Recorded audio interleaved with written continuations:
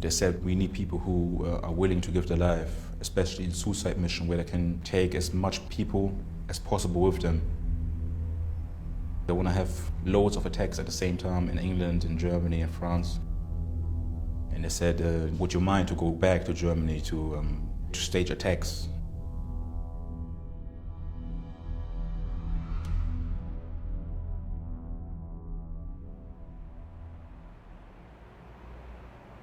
My name is Rukmini Kalimaki. I work for the New York Times, where I cover terrorism. I'm going to meet Harry Sarfo, a German citizen who joined ISIS last year. He was arrested when he returned to Germany and is now serving a 3-year sentence in a maximum security prison outside the city of Bremen. Sarfo is the only European who was recruited by the branch of ISIS dedicated to carrying out attacks in Europe and is openly talking. Last week, he finished a year in solitary confinement. Now in the prison's general population, he's eager to share his story with me. You drove to Syria with your friend from Bremen, right? It took you 4 days, I think? Yeah, 4 days. I thought to myself, if I go down there and I live under Sharia, I would be much more happier than I live in a country where there's no Sharia. And how quickly after you got to Syria did you realize that you'd made a mistake? After 1 week. After 1 week? What happened after 1 week? After 1 week, I realized it's all bullocks. I can't take it. He witnessed teenage recruits being beaten senseless for not being able to keep up. A gay man being thrown from a building. But the dark memory of a beheading has lingered the longest. And they tied him and bent him over his chair. And it was this huge big man with a big sword. And he chopped off his head. When you saw those things, did you turn away? Did you feel sick to your stomach? Yeah. What was your reaction?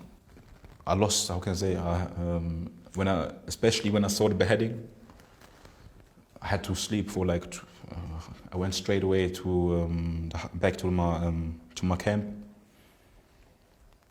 I could tell my legs were shaking. I nearly fell down because my body couldn't take it. I don't know how to explain. I was shaky. I was shaking because I was shocked. And everybody's screaming Allahu Akbar, and you're thinking to yourself, there's nothing holy about this. Sarfo says he wanted to leave, but it wouldn't be easy. It was clear that he and other European recruits were especially valuable to ISIS and to its leader, Abu Bakr al-Baghdadi. Then one man approached me and said, I heard you used to live in London and I heard you were born in Germany. Do you have any contacts or any networks in Germany who are willing to give their life for the Amir Abu Bakr al-Baghdadi? And I told him, no, I don't have no one. I'm not willing to go back as well. Then he said, especially in Germany and in England, is lacking of people who are willing to give their life. My friend asked him, so what about France? Because when they were asking about England and Germany, that they don't have people who are ready to give their life. And then my friend asked him, what about France? And they start laughing, but really serious laughing with tears in their eyes. Saying, don't worry about France. Ma fi mushkila in Arabic means no problem. France is, don't worry about France. France, we have enough people. Wow. And that was probably in April. In April, yeah. So 5-6 months before the November 13th attacks. Exactly. Interesting. And what did you say? I said, no, I'm not willing to go back, and I don't know any persons. And yeah. Regarding how many of the fighters sent by the Secret Service of ISIS have returned back to Europe. Do you have any idea? It's quite a lot. You can tell now that many people still, in their heart, feel as part of the Islamic State, and they still have ties. And they still have friends in the Islamic State, so it's easy for the people in the Islamic State to get hold of them. And yeah. Would you say dozens, hundreds? Oh, it's hundreds, yeah, definitely. Do you think any from Canada or America? There are Americans, but the guys from Marseille said that for America and Canada, it's much more easier to get them over the social network, and because they say America is that dumb that because they have open gun policy. This is easy to get radical Muslims to buy guns. They say we can radicalize them easily, and if they don't have no criminal record, they can buy them guns themselves. We don't need to have no contact man who has to provide guns for them. Tell us about the day when you were asked to do this propaganda video. Okay, right. There were three cars at the beginning, but we only ended up using two of them, both filled up with 5 people. One car was driven by the Australian, he calls himself Sheikh Abu Osama Al-Gharib. Abu Osama arrived with seven Syrians. He said were Assad soldiers of Assad. The hands were tied and the eyes were as well closed, they couldn't see nothing. And then he started asking who wants to execute them.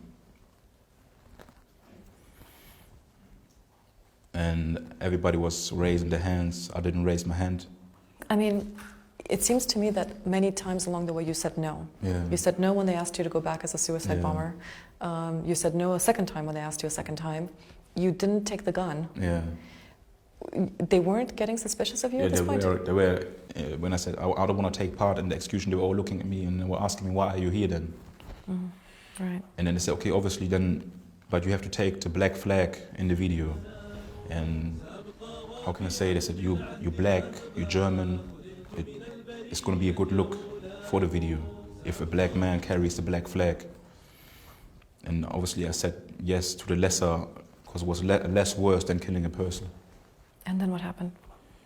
The whole road was packed. Everybody came out of houses, people on motorbikes and cars, and they were filming everything.